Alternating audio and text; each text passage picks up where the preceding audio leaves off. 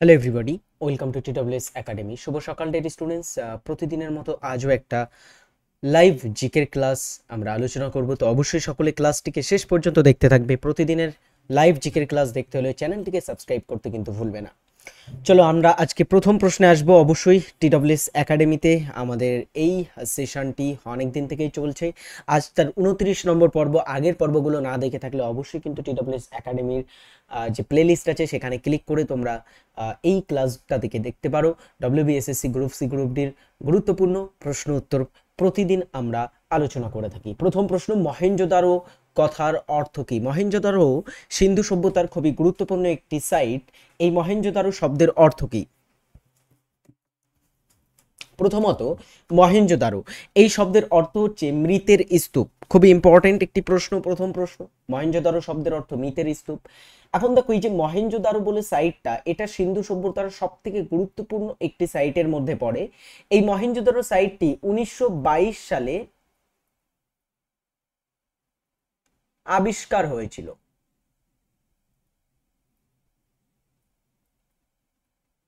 তো এটা কত সালে আবিষ্কার হয় ডিয়ার স্টুডেন্টস? 1922 সালে আবিষ্কার হয় মহেঞ্জোদারো সাইটটি। এটার যিনি আবিষ্কারক ছিলেন,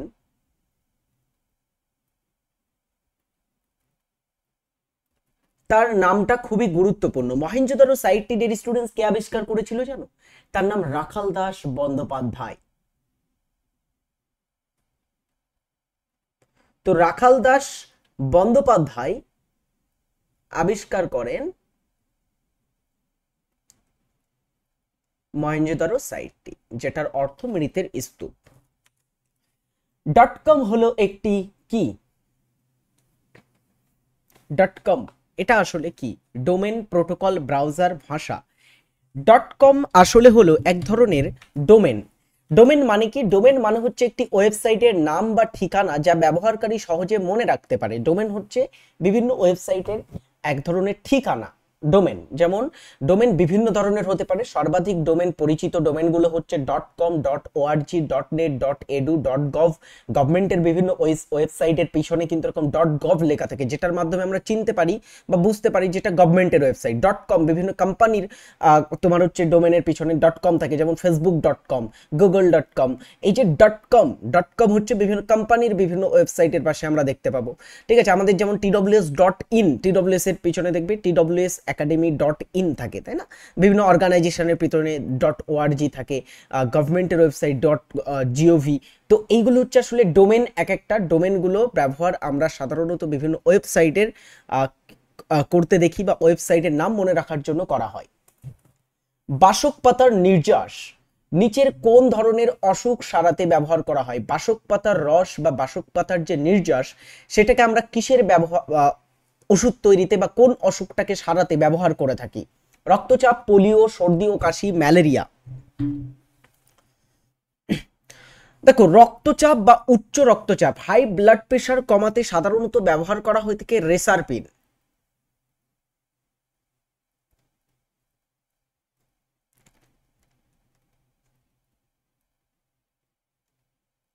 রেসারপিন ব্যবহৃত হয়ে থাকে উচ্চ রক্তচাপ কমাতে।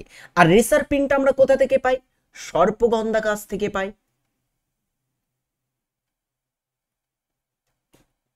সর্পগন্ধা থেকে প্রাপ্ত রেসারপিন, এটাকে আমরা দেখেছি ব্যবহার করা হয়ে থাকে উচ্চ রক্তচাপ কমাতে। পোলিও, পোলিও এটার সাধারণ ব্যবহার হয়ে থাকে পোলিও, মাফ করবে, পোলিও রোগটা সারাতে সাধারণত পোলিও টিকার ব্যবহার করা হয়। পোলিও একটা ভাইরাস ঘটিত রোগ, আর পোলিও রোগের যে উপশম বা পোলিও রোগটাকে সারাতে সাধারণত পোলিও টিকার ব্যবহার করা হয়ে থাকে। সাথে সাথে সর্দি কাশির অসুখ সারাতে আমরা ব্যবহার করে থাকি বাসক পাতা। বাসক পাতা সর্দি কাশি সারাতে ব্যবহার করা হয়। আর ম্যালেরিয়া, ম্যালেরিয়া সারাতে কিসের ব্যবহার করা হয় ডিয়ার স্টুডেন্টস, বলো তো দেখি? ম্যালেরিয়া সারাতে আমরা সাধারণত ব্যবহার করে থাকি কি ডিয়ার স্টুডেন্টস? কুইনাইনের ব্যবহার করে থাকি। কুইনাইন, এটা ম্যালেরিয়া রোগের ঔষধ হিসাবে ব্যবহৃত হয়। আর কুইনাইন আমরা কোথা থেকে পাই? কুইনাইন পাই আমরা কোথা থেকে? কুইনাইন পাওয়া যায় সিঙ্কোনা গাছ থেকে।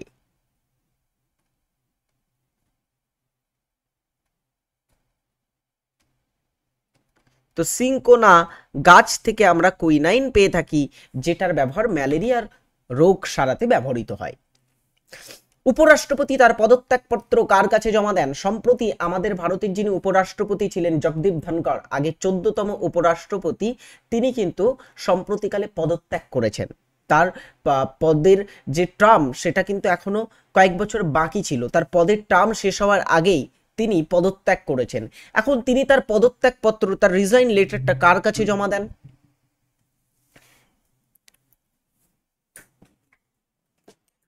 দেখো, উপরাষ্ট্রপতি যিনি হবেন ভারতের, তিনি তার পদত্যাগপত্রটা জমা দেবেন রাষ্ট্রপতির কাছে। তো উপরাষ্ট্রপতি তার পদত্যাগপত্র রাষ্ট্রপতির কাছে জমা দেবেন। তো জগদীপ ধনকর তার পদত্যাগপত্রটা তাহলে কার কাছে জমা দিয়েছিলেন? ভারতের যিনি বর্তমান প্রেসিডেন্ট আছেন, যার নাম দ্রৌপদী মুর্মু, তিনি তার কাছে এটা জমা দিয়েছেন। দক্ষিণ মেরুতে ভারতের তৃতীয় গবেষণা কেন্দ্রের নাম? দেখো, দক্ষিণ মেরুতে আমাদের ভারতের গবেষণা কেন্দ্র, দক্ষিণ মেরু বলতে এখানে আন্টার্কটিকার কথা বোঝানো হয়েছে।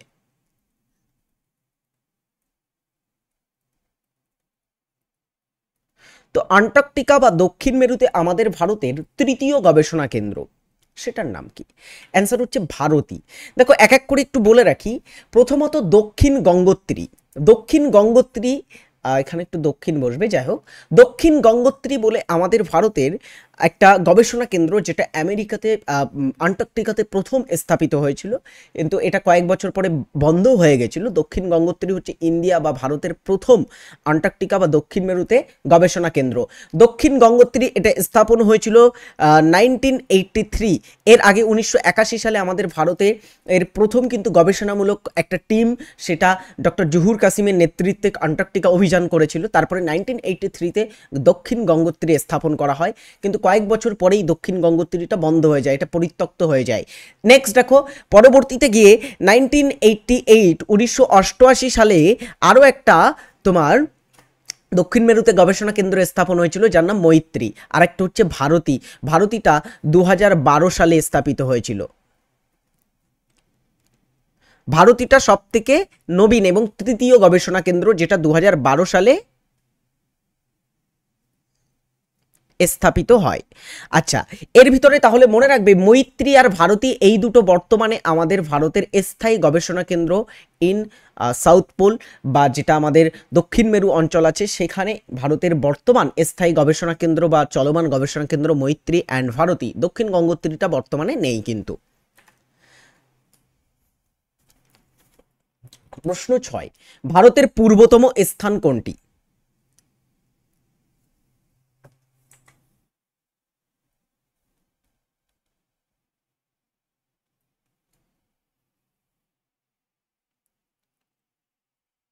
ভারতের পূর্বতম স্থান কোনটি?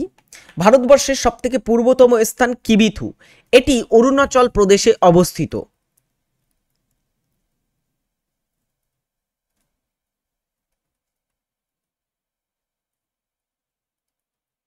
অরুণাচল প্রদেশ রাজ্যের অবস্থিত কিবিথু ভারতের পূর্বতম স্থান।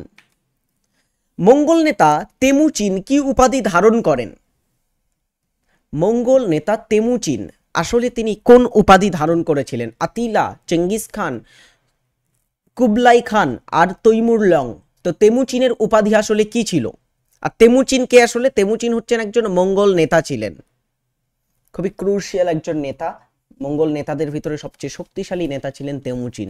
তেমুচিন পরবর্তীতে চেঙ্গিস খান উপাধি নিয়েছিলেন। চেঙ্গিস খানকে বা চেঙ্গিস খানের তাহলে প্রকৃত নাম আমরা কি পাচ্ছি? তেমুচিন হচ্ছে তার প্রকৃত নাম। এখন এই মঙ্গল শাসক বা মঙ্গল নেতা তেমুচিন, তিনি আমাদের ভারত আক্রমণ করেছিল, জানো? তো বলো তো দেখি, এই যে চেঙ্গিস খান, তিনি ভারত আক্রমণ করেন কবে?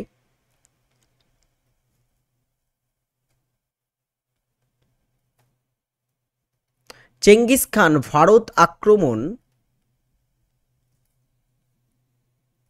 করেন কত সালে? বলো। চেঙ্গিস খান আসলে ভারত আক্রমণ করেছিল যখন, তখন সুলতানি যুগ। আমাদের ভারতে তিনি 1221 সালে প্রথম মঙ্গল নেতা হিসেবে আক্রমণ করেন। মঙ্গল নেতা, অনেক মঙ্গল নেতা আক্রমণ করেছে। পরবর্তীতে তো আরও অনেকবার আমাদের ভারতে মঙ্গল আক্রমণ ঘটেছে, কিন্তু তেমুচিন বা চেঙ্গিস খান প্রথম মঙ্গল আক্রমণ করেছিলেন 1221 খ্রিস্টাব্দে। এই সময় আমাদের ভারতের যিনি শাসক ছিলেন তার নাম হচ্ছে ইলতুৎমিশ। ইলতুৎমিশ তা প্রতিহত করেন। তো ইলতুৎমিশ তিনি মুঘল শাসক, মাফ করবে, সুলতানি যুগের শাসক ছিলেন। সেই ইলতুৎমিশ মঙ্গল আক্রমণ, চেঙ্গিস খানের আক্রমণটাকে প্রতিহত করেছিলেন, মাথায় থাকবে এবার থেকে। চলো পরেরটা দেখি, নিচের কোনটি ডিজেনারেটিভ রোগ নয়?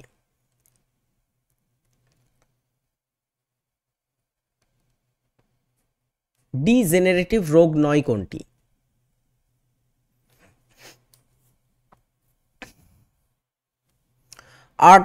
আর্থারাইটিস এবং হার্ট অ্যাটাক, ডায়াবেটিস মেলিটাস এবং নান। এর ভিতরে একটা অপশান তোমরা বাদই দিতে পারো, নানটাকে। বাকি তিনটের ভিতরে কোনটা ডিজেনারেটিভ রোগ নয়? সেটি হচ্ছে হার্ট অ্যাটাক।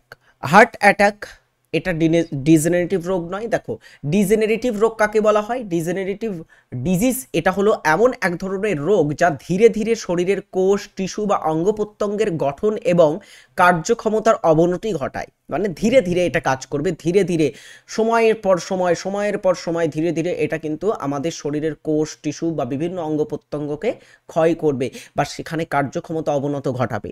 সময়ের সাথে সাথে এই রোগগুলো আরও খারাপ হয়। তুমি সময়ের সাথে সাথে যদি এই রোগগুলো চিকিৎসা না করো তাহলে কিন্তু এই রোগগুলো ধীরে ধীরে আরও অনেক ক্ষতিগ্রস্ত হবে, অনেক ক্ষতিগ্রস্ত করবে তোমার শরীরকে।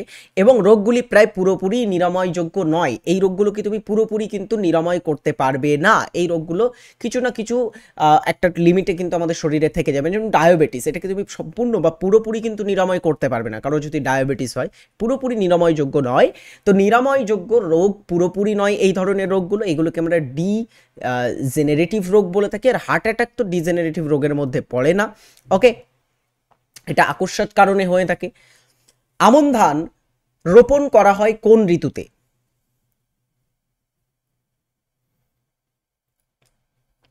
আমন ধান, ধানের একটা ভ্যারাইটি। ধান বিভিন্ন ধরনের হয়, বোরো ধান, আমন ধান এবং আউশ ধান, তিন ধরনের ধান আমরা সাধারণত দেখবো আমাদের পশ্চিমবঙ্গে চাষ হয়ে থাকে, তাই না? আমাদের পশ্চিমবঙ্গে তিন ধরনের চাষ হয়, বিশেষ করে দুই ধরনের হয়, আমন আর বোরো বেশি চাষ হয়ে থাকে।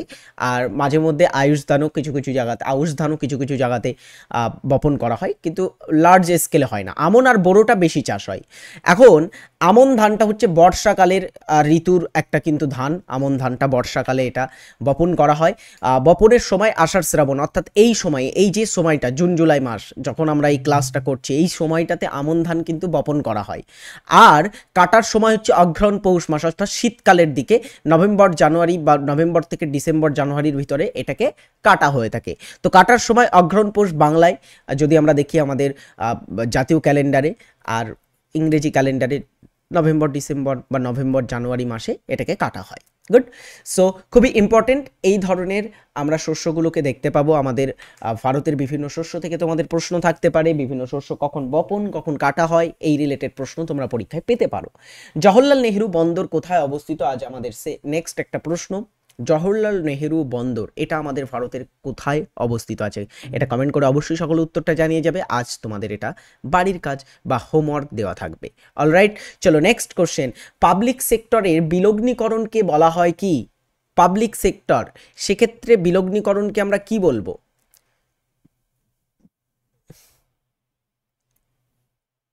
প্রশ্ন 10,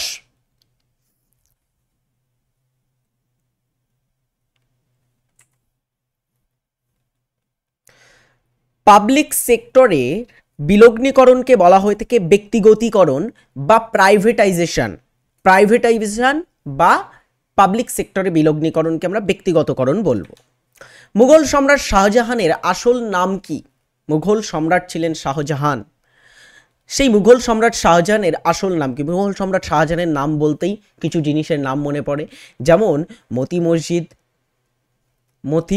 মসজিদ,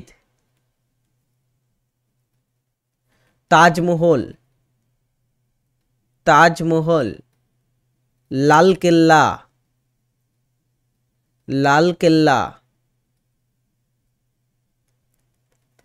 ইত্যাদি নির্মাণ করেছিলেন না তিনি? শাহজাহান নির্মাণ করেছিলেন। শীষমহল, হ্যাঁ, এইগুলো নির্মাণ করেছিলেন মুঘল সম্রাট শাহজাহান। সাথে সাথে ময়ূর সিংহাসন, ময়ূর সিংহাসন, এইগুলো কে নির্মাণ করেছিলেন? মুঘল সম্রাট শাহজাহান তৈরি করেছিলেন। তো এখন এই যে মুঘল সম্রাট শাহজাহান, তার প্রকৃত নাম বা বাল্যকালের নাম ছিল খুররম। খুররম। বর্তমানে লোকসভায় কতজন সদস্য রাষ্ট্রপতি দ্বারা মনোনীত হয়?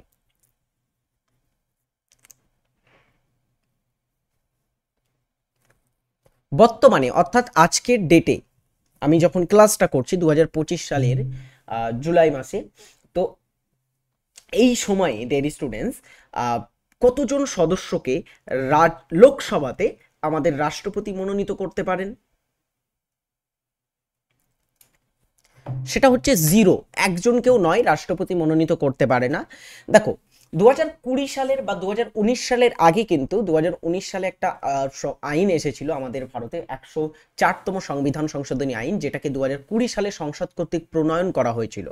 ওকে, তো এই যে 104তম সংবিধান সংশোধনী আইন, এটার মাধ্যমে 2020 সালে এই আইনটাকে সংসদ কর্তৃক প্রণীত করা হয় এবং এই আইনের মাধ্যমে আমাদের লোকসভায় 2 জন অ্যাংলো ইন্ডিয়ান সম্প্রদায়ের সদস্যদের মনোনয়ন করার বিধান বন্ধ করা হয়েছিল। এখন স্যার এটার সাথে এটা সম্পর্ক কি?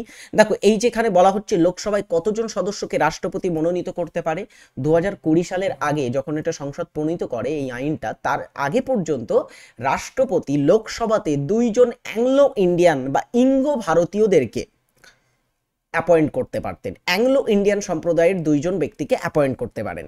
কতজনকে পারতেন? 2 জনকে কিন্তু লোকসভায় অ্যাপয়েন্ট করতে তিনি পারতেন, কিন্তু লোকসভায় অ্যাংলো ইন্ডিয়ান সম্প্রদায়ের সদস্যদের মনোনয়ন বন্ধ করা হয়েছে 104তম সংবিধান সংশোধনীর মাধ্যমে। গুড। এছাড়া আমাদের রাষ্ট্রপতি তিনি লোকসভায় একজনকেও অবশ্য এখন বর্তমানে মনোনয়ন করতে পারে না, কিন্তু রাজ্যসভাতে 12 জনকে মনোনীত করতে পারে।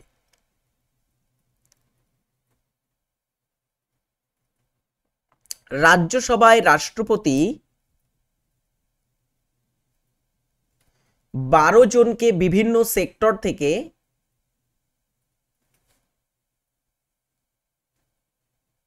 মনোনীত করেন।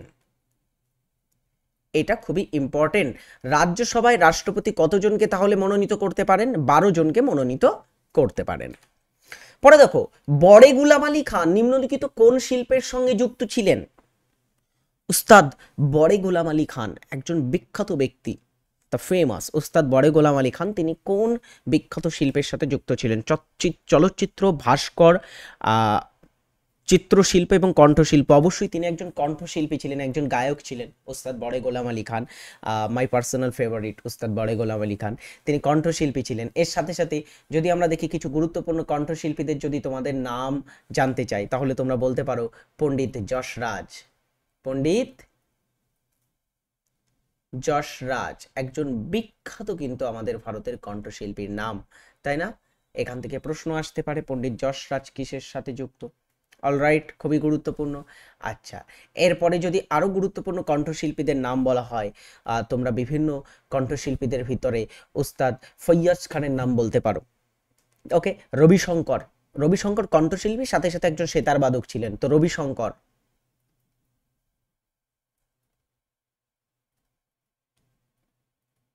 রবিশঙ্কর। ওকে, এই ধরনের নামগুলো হচ্ছে কণ্ঠশিল্পীদের সাথে যুক্ত। পরে দেখি আমরা কোন শহরকে বলা হয় ভারতের স্বাস্থ্য রাজধানী, ভারতের হেলথ ক্যাপিটাল অফ ইন্ডিয়া বা ভারতের স্বাস্থ্য রাজধানী আমরা কাকে বলে থাকি? কোন শহরকে বলে থাকি? ভারতের স্বাস্থ্য রাজধানী বলা হয় চেন্নাইকে। সাথে সাথে চেন্নাই শহরটা এটা তামিলনাড়ুর রাজধানী, আমরা সকলেই জানি।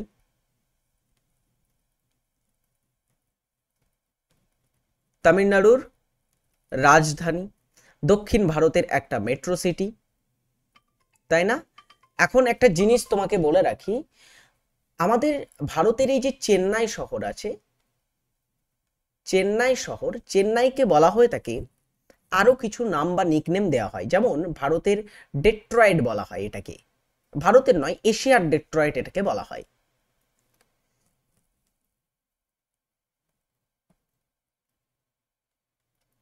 এশিয়ার ডেট্রয়েট। কেন বলা হয় এশিয়ার ডেট্রয়েট? কারণ এটা হচ্ছে অটোমোবাইল শিল্পের জন্য বিখ্যাত, এ কারণে এটাকে আমরা এশিয়ার ডেট্রয়েট হিসাবে দেখব। সাথে সাথে এই যে চেন্নাই, চেন্নাইকে বলা হয় দক্ষিণ ভারতের প্রবেশদ্বার।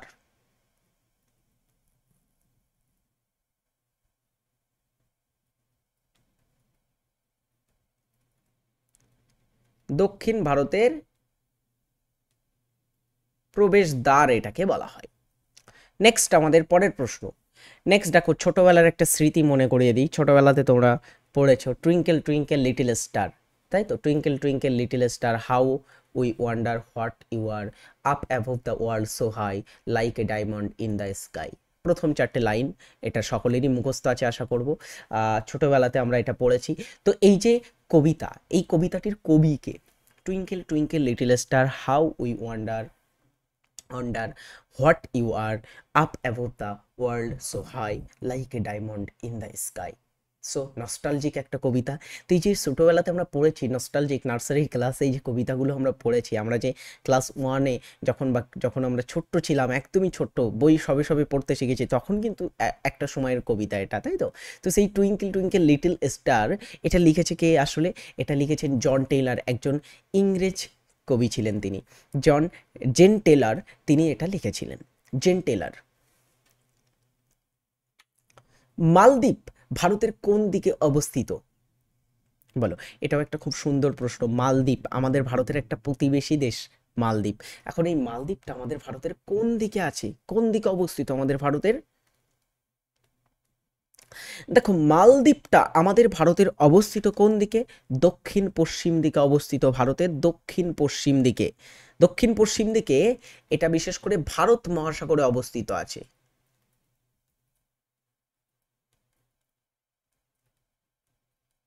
এখন এই ভারত মহাসাগরে দুটো জিনিস আছে, ভারত মহাসাগর এবং মাফ করবে ভারত মহাসাগর ছাড়াও এখানে দক্ষিণ পশ্চিম দিকে আরব সাগরও আছে আমাদের ভারতের।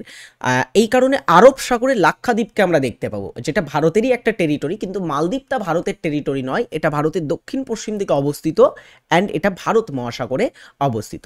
চলো মালদ্বীপ সম্পর্কে বলো। এই যে মালদ্বীপ সম্পর্কে মনে রাখতে হবে এটা সার্কের একটা সদস্য দেশ। মালদ্বীপের রাজধানীর নাম কি?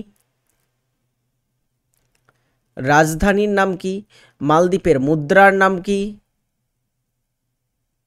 খুব ইম্পর্টেন্ট এই দুটি। আচ্ছা, মালদ্বীপের রাজধানী কি? আমরা জানি মালে হচ্ছে মালদ্বীপের রাজধানী, আর মালদ্বীপের মুদ্রার নাম হচ্ছে রুফিয়া। রুফিয়া হচ্ছে এখানকার মুদ্রার নাম, খুবই গুরুত্বপূর্ণ। নেক্সট, উদন্তপুরী বৌদ্ধ বিহার কোন সময়ের? উদন্তপুরী বৌদ্ধ বিহারটা কোন সময়ে নির্মাণ করা হয়েছিল? উদন্তপুরী বৌদ্ধ বিহার এটা বর্তমানে বিহার রাজ্যে অবস্থিত একটি মহাবিহার ছিল, আর মহাবিহারগুলো আমরা জানি সবই বৌদ্ধ স্থাপত্য। তো এখানে সেন যুগ, পাল যুগ, গুপ্ত যুগ আর কুষাণ যুগের ভিতরে উদন্তপুরী মহাবিহার কোন যুগে নির্মাণ হয়েছিল? অবশ্যই এটা কিন্তু পাল যুগে নির্মিত হয়েছিল, পাল যুগে নির্মিত হয়েছিল। বল পেন কোন নীতির উপর কাজ করে?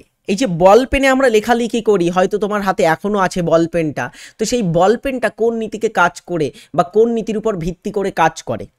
সান্দ্রতা, মহাকর্ষ বল, বয়েলের সূত্র, কৌশিকতা এবং পৃষ্ঠটান, কিসের উপরে ভিত্তি করে বল পেনটা কাজ করে? সুন্দর একটা প্রশ্ন না? চলো এটার উত্তর করো।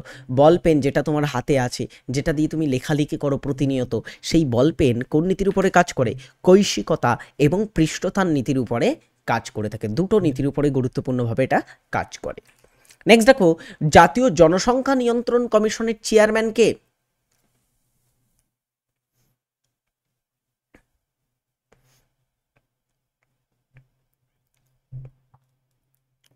জাতীয় জনসংখ্যা নিয়ন্ত্রণ কমিশন এটার বর্তমান চেয়ারম্যান কে? এর বর্তমান চেয়ারম্যান প্রধানমন্ত্রী। যিনি প্রধানমন্ত্রী হন তিনি তোমার হচ্ছে জাতীয় জনসংখ্যা নিয়ন্ত্রণ কমিশনের চেয়ারম্যান হয়ে থাকেন। বর্তমানে প্রধানমন্ত্রী নরেন্দ্র মোদী, তিনি এর চেয়ারম্যান আছেন। 2000 সালে জাতীয় জনসংখ্যা নিয়ন্ত্রণ কমিশন গঠিত হয়েছিল এবং ভারতের প্রধানমন্ত্রী হলেন জাতীয় জনসংখ্যা নিয়ন্ত্রণ কমিশনের চেয়ারম্যান। আজীবক সম্প্রদায়ের প্রধান কে? যখন বৈদিক যুগ অ্যাকচুয়ালি শেষ হয়, বৈদিক যুগের ঠিক পরপরই অনেক এরকম প্রতিবাদী কিছু ধর্ম গড়ে উঠেছিল, যেগুলো বৈদিক যুগের গোড়ামি, বৈদিক যুগের যে ধর্মান্ধতা সেটার বিপক্ষে গিয়ে এই ধরনের ধর্মগুলোর উদ্ভব হয়, যার ভিতরে জৈন ধর্ম এবং বৌদ্ধ ধর্ম সবথেকে গুরুত্বপূর্ণ ধর্ম ছিল এবং সবথেকে বড় আর কি ধর্ম ছিল তার ভিতরে। এর সাথে সাথে আরও অনেক প্রায় 70টি মতো এরকম কিন্তু বিভিন্ন ধরনের সম্প্রদায় বা ধর্মের উদ্ভব হয়েছিল বৈদিক সভ্যতার বা বৈদিক যুগের ঠিক পরে। তো এখানে আজীবক সম্প্রদায় তাদের মধ্যে একটা ছিল। আজীবক সম্প্রদায় এর প্রধান ছিলেন মাক্কালিপুত্র গোসাল। অনেকবার প্রশ্নটা বিভিন্ন পরীক্ষায় আসে, এই কারণে আমি ভাবলাম তোমাদের এটা করিয়ে দিই।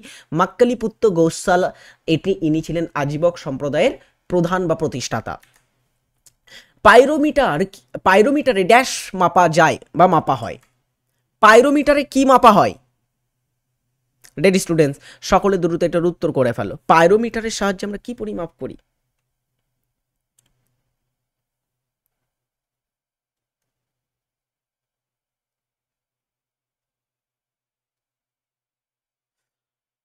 বলো বলো, সকলে দ্রুত বলে ফেলো। পাইরোমিটারের সাহায্যে আমরা পরিমাপ করি উচ্চ তাপমান বা উচ্চ তাপমাত্রা পরিমাপ করতে পাইরোমিটারের ব্যবহার করা হয়।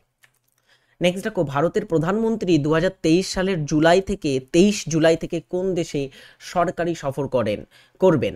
2023 সালে আর কি করবেন বলছে, করছেন এখন। হ্যাঁ, 23শে জুলাই আগের দিন থেকে শুরু হয়েছে। 23শে জুলাই থেকে 26 জুলাইয়ের ভিতরে আমাদের প্রধানমন্ত্রী নরেন্দ্র মোদী তিনি একটা দেশে সফর করতে গেছেন, একটা দেশে ঘুরতে গেছেন। সেই দেশটার নাম কি? কোন দেশে গেছেন তিনি?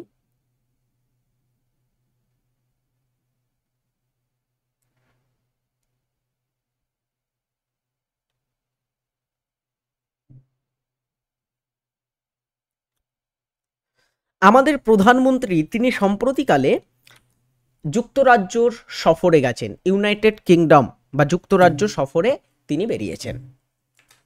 ভারতের রাজ্য পুনর্গঠনের মূল ভিত্তি কি ছিল? 1956 সালে আমাদের ভারতে রাজ্য পুনর্গঠন হয়েছিল। তো সেই যে রাজ্য পুনর্গঠন হয়,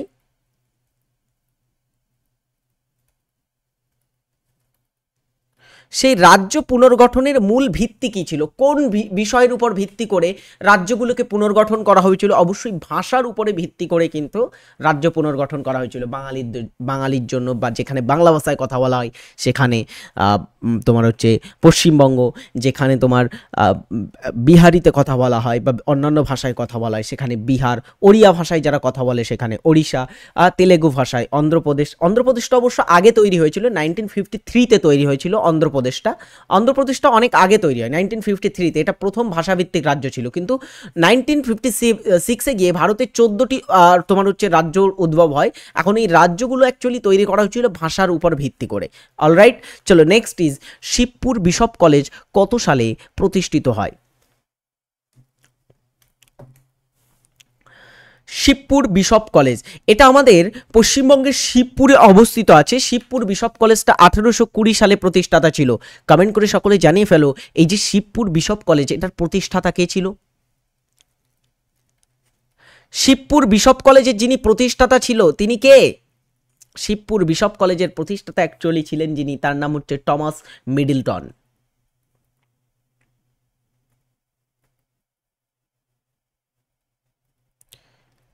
টমাস মিডলটন আসলে ছিলেন শিবপুর বিশপ কলেজের প্রতিষ্ঠাতা। নিচের কোনটি পেন্সিলে ব্যবহৃত হয়? পেন্সিলে আমরা কিসের ব্যবহার করে থাকি? পেন্সিলের যে শীষটা হয় সেটা তৈরি করতে কিসের ব্যবহার করা হয় জানো? অবশ্যই গ্রাফাইটের ব্যবহার করা হয়ে থাকে। All right dear students, 25 question এবং সংক্ষেপে একটি ক্লাস কেমন লাগলো অবশ্যই কমেন্ট করে জানাবে। আজকের আমাদের এই নিবেদন, আজকে আমাদের ক্লাস, আজকের যে তোমার হচ্ছে সম্পূর্ণ যে আমাদের সেশন সেটা আমরা এখানেই শেষ করব। ক্লাসটি কেমন লাগলো অবশ্যই কমেন্ট করে জানাবেন। আর প্রতিদিনের লাইভ ক্লাস সকলে কিন্তু লাইভে দেখার চেষ্টা করবে। Join our Telegram channel the way of solution and do subscribe and follow in social media. সকলে অবশ্যই সেখানে আমাদের সম্পর্কে রিয়েল টাইম আপডেট পেতে বা TWS একাডেমি সম্পর্কে আপডেট পেতে, আমাদের সম্পর্কে অন্যান্য আপডেট পেতে অবশ্যই সেখানে ফলো করতে ভুলবে না। তো ভালো থাকবে। This is Arabul Rahman. এতক্ষণ তোমাদের সাথে আমি ছিলাম একটি গুরুত্বপূর্ণ জিকে ক্লাস নিয়ে। ভালো থাকবে সকলে, টাটা।